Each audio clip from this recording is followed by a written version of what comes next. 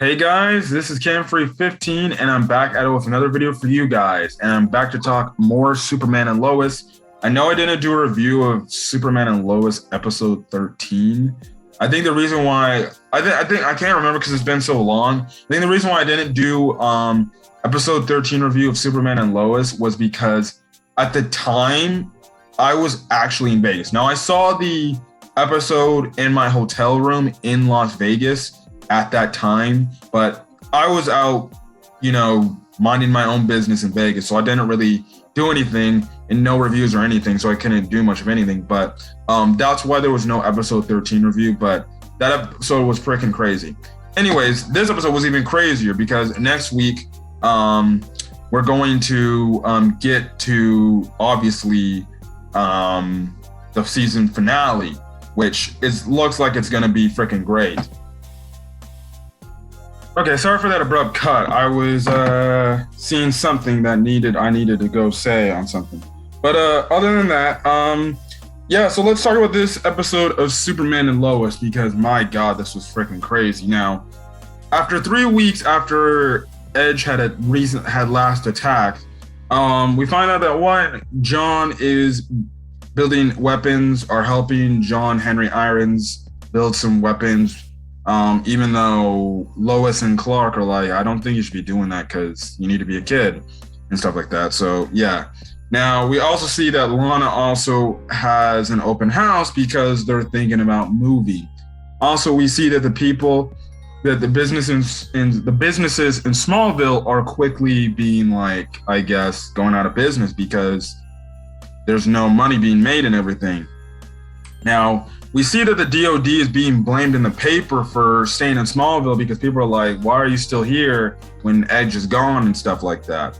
Now, obviously that's the whole thing there. Now, Clark goes over to Lana's house and he kind of tries to convince her to stay in Smallville and saying like, hey, I don't know if you should be moving so quickly. Like maybe you should stay and see how this all happens and stuff like that. How this all finishes up, everything. But essentially, I was like, I'm sorry, but I feel like we need to get a new start. We need to move somewhere, which, okay.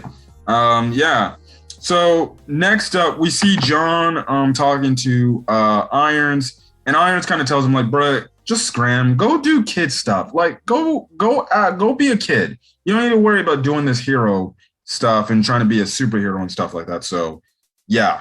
Then that's when we cut over to the Smallville Gazette and we see Chrissy actually telling Lois, like, because she's making no money and she needs to find some source of money, she's going to sell the Gazette. And she's telling Lois, she's like, Lois, look, I can't do nothing. If I'm not making any money, I'm going to go out of business. I'm going to go under. I'm going to be broke. I can't. So if I'm going to have a chance to get millions of dollars in my pocket, I'll take that and stuff like that. So, yeah. Now we see Edge, the Eradicator, Morgan Edge, is ready to return because he's fully good and everything now. So he returns so he's planning on returning to Earth. Now we see in this whole booth in the restaurant that the football team comes to Jordan and John to come to the party that they're celebrating. And Sarah's like, oh, I won't go. I'm just going to stay at home. Mostly because Sarah's kind of being ostracized for what happened with the Edge incident back in Smallville, which why would that affect the daughter? I have no clue. Sometimes people get to be too damn petty. Now, Clark and Lois, they go to attend the town hall meeting talking about the DOD where General Lang talked about why they're still kind of in there and everything. And you just have a lot of people who are obviously in uproar, like, why are you doing this? Why are you still here? Why don't you just leave? And even Chrissy asks, okay, then where is Morgan Edge then? And obviously General Langsville, that's classified information. We're not allowed to speak on that, everything. And eventually it gets to the point where Lois, she just tells everything. She just says everything that's been going on to this point and everything. Lo and behold, we see Derek Powell's mother show up and come in and say like she has proof that her son died.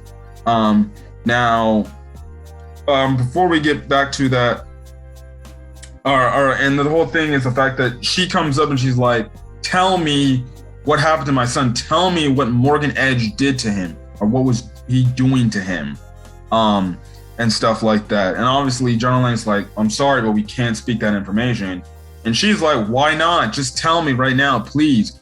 I need to know as the parent. I need to know what happened to my son, and everything. At least give me the closure I need.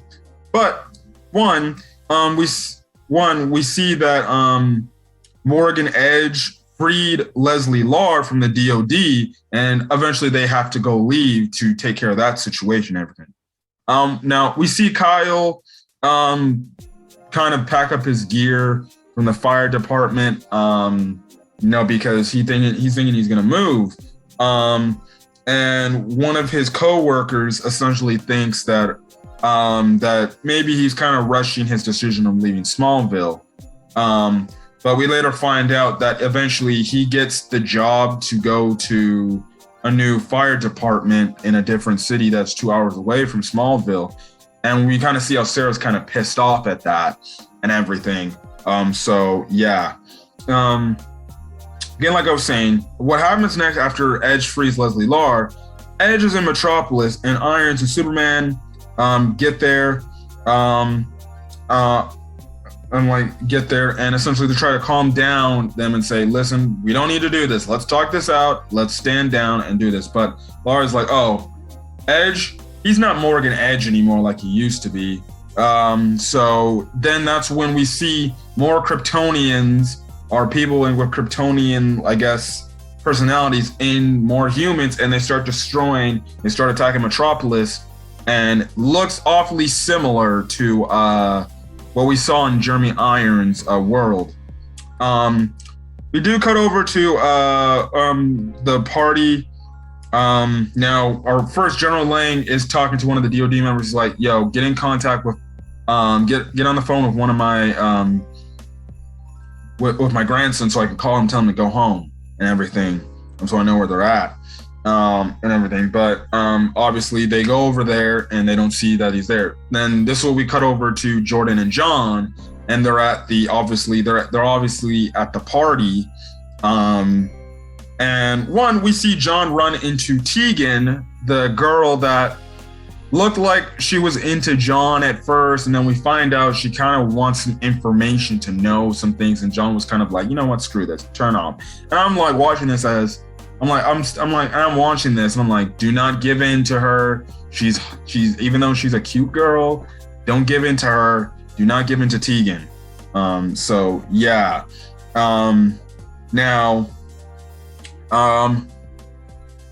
So what happens is what happens next is we see Superman and Irons fight the Kryptonians. Superman's taking some of them out. Irons is fighting Leslie Lar as well as another one. At the same time, what happens is we cut back over to the party, and we see that John is talking to Tegan, and we find out some information about Tegan, that she's talking to John because John's kind of ignoring her. Is like, well, you're trying to get information out of me that I'm probably not going to tell you. And what? And he even's like, look, I'm not trying to be mean, but I literally tried to ask you out, and then you said, I only saw you as eye candy because of your injury. And then guess what? I'm thinking you want to hang out and be friends and, stuff like that and chillax. Now I'm finding out you want to try to get information. I mean, obviously Tegan's like, yes, I know. Okay, that was my bad, and I'm sorry for that. But, I just wanted, and we find out that Tegan essentially wanted to find someone to connect to relate to, because we find out she moved to Smallville as well. And John's like, wait, you moved as well? And we find out that Tegan, before moving to Smallville, used to live in Central City. And the reason why she moved is because her father was a criminal. So you have to wonder if the Flash had stopped one of her fathers at one point. I forgot what she said that her father was convicted of. We don't know if her father was a metahuman, so that's what I'm saying. I wonder if the Flash had stopped him, and everything. It's very freaking interesting there, and he just looks at her and he's like, wow, I didn't know that, and stuff like that.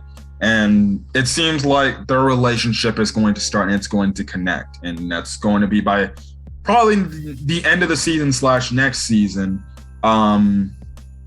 They're going to probably be a couple. So yeah. Now, as I was saying, Lois gets up to a building where she's trying to report about what's going on and everything, and she almost has the same fate suffered to her, where you see a Kryptonian, and on Iron's Earth it was Superman that did it, but here Leslie Lar tries to kill her.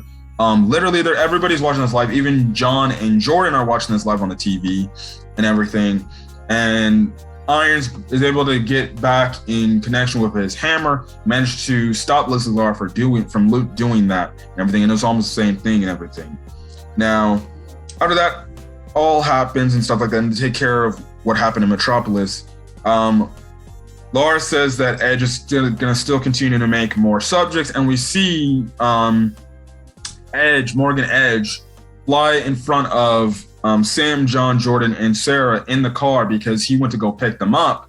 And after trying to take them home, essentially they get attacked. Literally stands in front of the car. They literally it smashes. So then what happens is John gets in front of the car. He grabs this gun with the kryptonite bullet in it, and he's going to fire it at Edge, but Edge dodges it. Fairly simple. And of course he would dodge it, because guess what? The dude, friggin' Edge was looking at him like he was looking at him for a good 1 minute. And I'm like, Ninja, just fire the gun. But he dodges it. Then he opens the door. He takes Jordan, and he takes Jordan away from him. Eventually what happens is John calls Superman to come, and he's like, where's Jordan? And he's like, Edge took Jordan. So Superman goes up into the air. He's trying to hear where Jordan's at, but he can't find him. He flies back to Lois. He's like, Edge took Jordan. I don't know where he is. I can't find him. I can't hear him. Everything. Obviously, they're in a brace, and it's funny enough because, well, it's not funny, but it's an interesting plot point, because they made a reference about this earlier in the same episode about Derek Powell's mother saying, well, guess what, Lois? You don't know what it's like to lose your son and think and know what if your son's dead or not.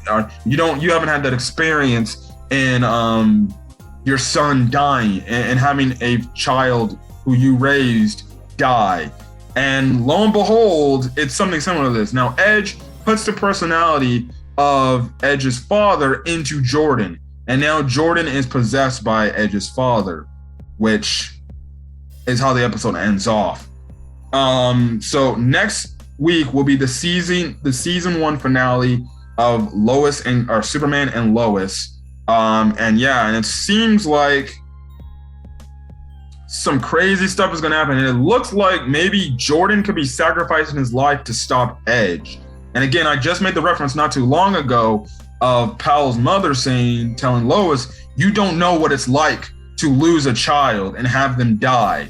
And I feel like that's a foreshadowing to the fact that maybe in order to save the world, Jordan will have to die to take out Edge. And if that's the case, wow, that's going to be one shocker of an ending. I am hoping that's not the case. If that is the case, that's going to suck, because also we have the whole Sarah moving plot line, and you have Jordan trying to ask Sarah, look, we can make this work and everything. And Sarah's thinking, well, it won't be able to work and stuff like that. It will probably be the same situation like your brother and Eliza from Metropolis. So maybe this is where we, see the end of Jordan Kent's character, because technically Clark and Lois are only supposed to have one kid. So will that set things straight? I don't know.